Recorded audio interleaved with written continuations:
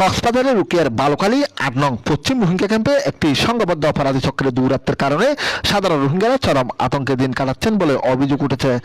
স্থানীয় রোহিঙ্গাদের দাবি, দীর্ঘদিন ধরে মাদক পাচার, অপহরণ, চাঁদাবাজি ও ভয়ভীতির মাধ্যমে ক্যাম্পে আধিপত্য বিস্তার করছে একটি চক্র। বালুখালী ৮ নং রোহিঙ্গা ক্যাম্পে গিয়ে একাধিক রোহিঙ্গা নারী পুরুষের সাথে কথা বলে জানা যায়, অপরাধী চক্রের ভয়ে অনেক পরিবার সন্ধ্যার পর ঘরের বাইরে বের হতে সাহস পান না। বিশেষ করে নারী শিশুরা সবচেয়ে বেশি নিরাপত্তাহীনতায় ভুগছেন। আতঙ্কের কারণে অনেক পরিবার অন্য ক্যাম্পে আত্মীয় স্বজনের বাড়িতে আশ্রয় নিয়েছেন বলেও জানান তারা। স্থানীয়দের অভিযোগ, বাংলাদেশ মিয়ানমার সীমান্ত এলাকায় শীর্ষ মাদক কারবারি নবী হোসেন গ্রুপের কয়েকজন সদস্য বালুখালী 8 ওয়েস্ট ক্যাম্পে একটি শক্তিশালী নেটওয়ার্ক গড়ে তুলেছেন।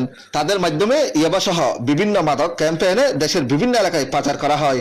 পাশাপাশি অপহরণ, মুক্তিপণ আদায়, সাদাবাজি ও ভয়ভীতি প্রদর্শনের মতো অপরাধ সংঘটিত হচ্ছে বলে অভিযোগ রয়েছে। যাদের বিরুদ্ধে এসব অভিযোগ উঠেছে তারা হলেন আমিনুল্লাহ, নূর কামাল, মোহাম্মদ আইয়ুব ও ফয়েজ কামাল। রোহিঙ্গা নাগরিক শামসুল আলম বলেন, তাদের নির্যাতন সহ্য করতে না পেরে আমি অন্য ক্যাম্পে আশ্রয় নিয়েছি। তারা নিয়মিত মাদকের চালান নিয়ে আসে, কেউ প্রতিবাদ করলে তাকে ধরে নিয়ে যায় অথবা হত্যার হুমকি দেয়। তাই বইয়ে কেউ মুখ খুলতে চায় না। অন্যদিকে সলিমা খাতুন নামের এক রোহিঙ্গা নারী জানিয়েছেন, আমরা শান্তিতে বসবাস করতে চাই, কিন্তু প্রতি মাসে চাঁদা দিতে বাধ্য করা হয়। টাকা দিতে না পারলে নানা ধরনের ভয়ভীতি দেখানো হয়। প্রশাসনের কাছে সুষ্ঠু ব্যবস্থা নেওয়ার দাবি জানিয়েছেন তিনি। নাম প্রকাশে অনিচ্ছুক এক রোহিঙ্গা নারী অভিযোগ করেন, মাঝে মধ্যে লোকজনকে ধরে নিয়ে পরিবারের কাছ থেকে মোটা অঙ্কের মুক্তিপণ দাবি করা হয়। এছাড়া আরো কয়েকজন বাসিন্দার অভিযোগ, অপরাধী চক্রের বিরুদ্ধে প্রশাসনের কাছে অভিযোগ করলে পরে সেই ব্যক্তিকে নানাভাবে হয়রানির শিকার হতে হয়। অভিযোগের বিষয়ে অভিযুক্তদের একাধিকবার মুঠোফোনে যোগাযোগের চেষ্টা করা হলেও তারা ফোন রিসিভ না করায় তাদের বক্তব্য পাওয়া সম্ভব হয়নি।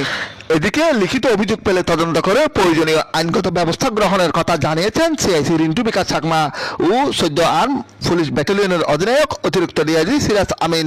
অন্যদিকে ক্যাম্পের সাধারণ রোহিঙ্গারা বালুখালী 8 ওয়েস্ট ক্যাম্পে যৌথ বাহিনীর বিশেষ অভিযান পরিচালনার দাবি জানিয়েছেন। তাদের মতে, অপরাধী চক্রের বিরুদ্ধে কঠোর ব্যবস্থা গ্রহণ করা হলে সাধারণ রোহিঙ্গারা নিরাপদ পরিবেশে বসবাস করতে পারবেন এবং ক্যাম্পের আইনশৃঙ্খলা পরিস্থিতি আরও উন্নতি হবে।